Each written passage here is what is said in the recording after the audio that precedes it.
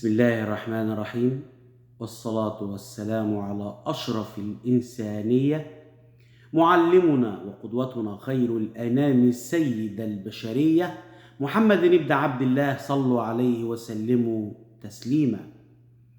زي ما وعدت حضراتكم إن كل يوم جمعة بمشيئة الله سنتناول قصة قصيرة أو حديث من أحاديث رسول الله صلى الله عليه وسلم.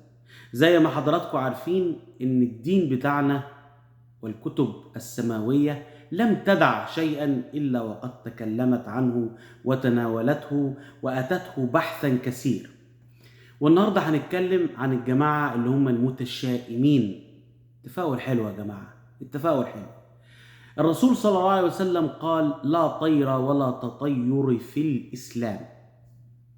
الطيرة والتطير ان انت يعني تشوف مثلا اللي هم زمان ايامنا كان في حاجه اسمها الطير، هذا الطير يجيب الشؤم، هذه البومه بتجيب الشؤم، هذا الغراب شؤم. لا طير ولا تطير في الاسلام، مفيش الكلام ده، وانما الشؤم في ثلاثه. الرسول قطع هذا الموضوع قطعا حتميا. الشؤم في ثلاثه: المرأة والفرس والدار. معناه ايه الكلام ده يا حبايبي؟ صلوا على رسول الله.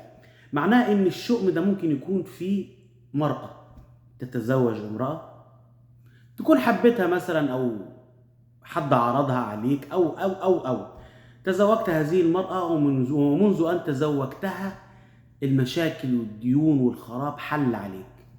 في هذه الحالة غير عتبة بيتك.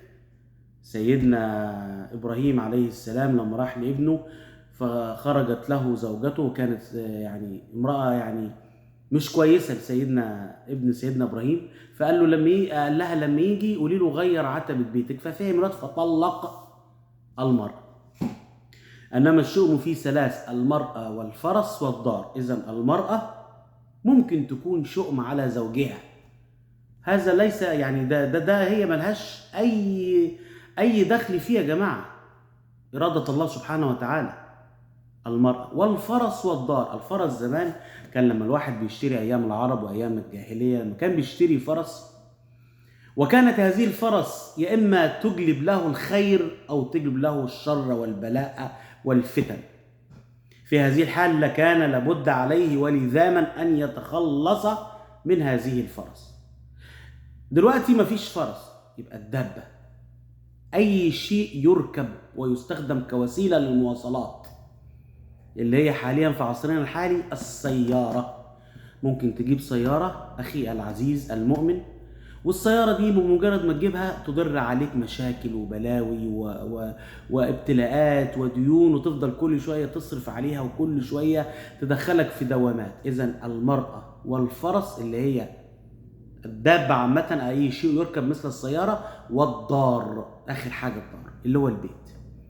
تشتري بيت جديد أو تبني بيت جديد، ومجرد ما تبنيه أو تشتريه تبدأ المشاكل، يحصل صراعات، أولادك يحصل لهم حاجة لا قدر الله، تطلق مراتك، يحصل مشاكل بينك وبين زوجتك، بين أبوك بين أمك. إذن رسول الله صلى الله عليه وسلم قطع هذا الشك قطعا حتميا لما قال: لا طير ولا تطير في الإسلام، وإنما الشؤم في ثلاثة: المرأة والفرس والدار.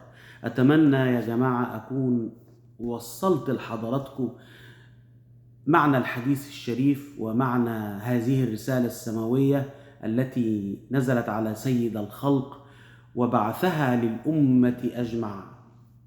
ولنا لقاء آخر بإذن الله في حكمة جديدة وفي حديث جديد، وأراكم على خير أعزائي، وبارك الله فيكم أجمعين.